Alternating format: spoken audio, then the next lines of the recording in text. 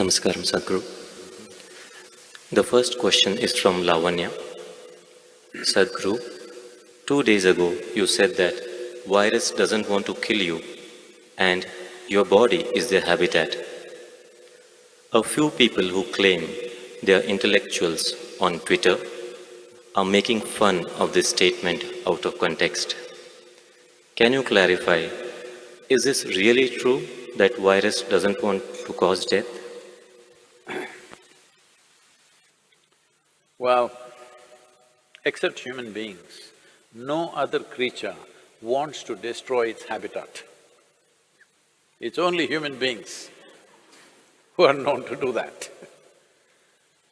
So they also don't do it by intent, unconsciously they do it. Similarly, virus also does it unconsciously. It wants to live in you, but it overdoes its act and you and me might die. Well, I must tell you this. I was 17 years of age. By then, I had measles, I had typhoid and relapse. I had smallpox, I have proof on my nose. All kinds of things, anything and everything young children or boys can get. But through all this, it never really put me down. Even when I had typhoid relapse, running high temperature, I was still playing games and doing things where the only advantage was you didn't have to go to school. So I liked these things, whatever they called it, I really liked it because you didn't have to go to school, you were officially bunking. But when I was 17, I got a cholera. But I saw this damn thing. Within 2 hours after I realized I have this, it just knocked me down cold. Well, I'm like almost unconscious. I hear my mother, my grandmother all crying, "Oh, we lost the boy, we lost the boy." And my grandmother is feeling my nose, "My God, no, the nose has gone cold, he's finished."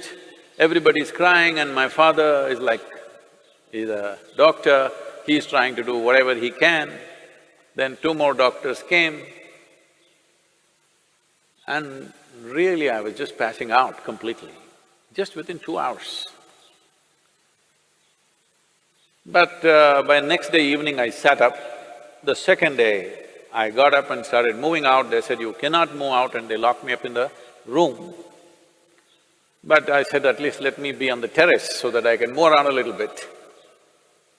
Then they let me be on the terrace. Then this bothered me, till now many things I had, I enjoyed them because they prevented me from going to school. But here this damn whatever knocked me down in such a way that I almost died. So I wanted to know something. These are not the days of internet and Google, you can just ask. So I went into the school library and inquired with the librarian, and she gave me a book on pathogens. I had not heard that word till then, because I rarely went to the biology class.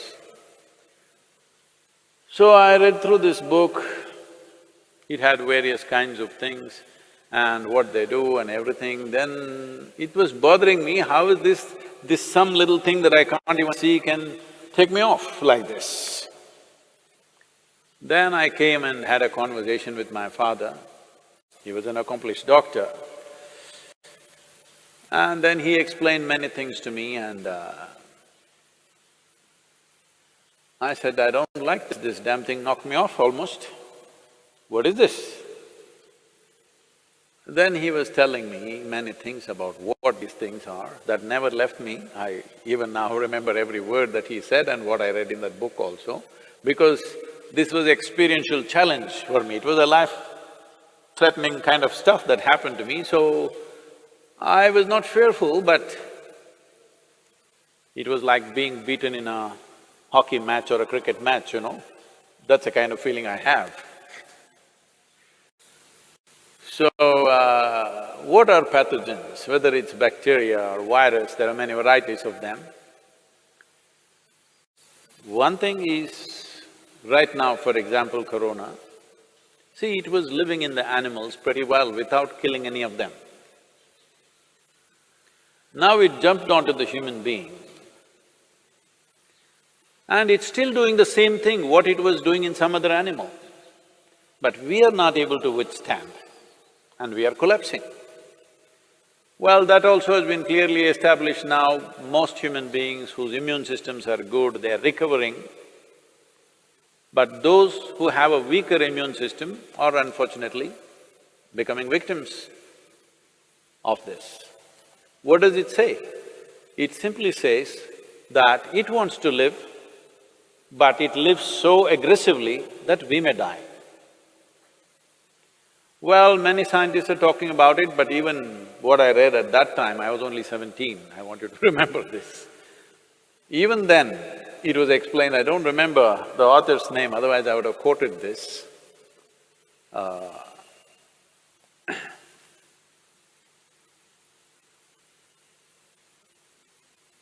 Even then, they clearly explained that most of the viruses and bacteria which enter us, who are within us right now, who are in many ways assisting our life process, not harming us, they were at one time could have been very harmful, but they understand if they live like that, they will destroy their own habitat. So they will mutate into something milder over a period of time and then learn to live with us. They were living with other animals comfortably, other animals survived comfortably with them. They were also… This is the nature of life, that one inside the other, one inside the other, so many life forms, trillions of life forms are all living enmeshed into each other. We are also that. Trillions of bacteria and virus are living in this right now. But like for example, if you do a Manto's test, Indians I'm saying, because right now in the last 3-4 weeks we are looking who is a foreigner, who is an Indian, not because of any racial discrimination, we want to know where they came from. Did they come from Italy or China? Where did they come from? See, now Italy is ahead of China. Very unfortunate situations. But these… like for example, if you do Manto's test for Indians, almost all of us will fail Manto's test. Manto's test is for tuberculosis bacteria. Almost all Indians will fail this test because all of us have substantial amount of tuberculosis bacteria in us, but we don't have tuberculosis as a disease. Well, so they came up with another name, they're calling it primary complex or whatever else that happens in children, but that shows some symptoms. All of us have this bacteria, we will fail the Manto's test, but we have no symptoms of tuberculosis in us because we have learned to live with them, they have learned to live with us. They know if they live too aggressively as we are living on this planet right now, they know they will lose their habitat. So they will mutate themselves to be milder life. So this is not some new rocket science, it's always been there, at least in the last 100 years it's been there. So, these people who claim to be intellectuals, well, it looks like they didn't even go to their pre-university because I was in my pre-university at that time when I read this. It was part of our library, so it must have been probably in the textbook also, but I didn't read the textbook. Maybe these intellectuals did not even get to their pre-university. They think the qualification to be on Twitter is that they must have a bird brain. They think that's a qualification to tweet. Well, it's unfortunate, at a time like this, when there is an imminent disaster waiting ahead of us, for the nation, for the world, to a point where countries are putting out their armed forces against their own people right now. You need to understand how serious that is. How serious is it that entire United States Army is out there to prevent their people from coming on the street? Indian police is out there on the streets, aggressively enforcing it. That's because they realize how serious a matter it is. But even at a time like this, these people cannot stand up and do something useful and positive for somebody around them. All they do is just this rubbish. Do you think they got a doctorate or they became doctors on the Twitter? Avian doctors at least they should become. Well, it's very unfortunate, there is a segment of population which doesn't care what happens to people around them, which doesn't care what happens to the nation, it doesn't care what happens to the rest of the humanity.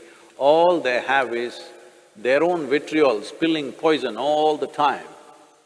Well, I hope at least the virus will cure them of this poison. Now these few days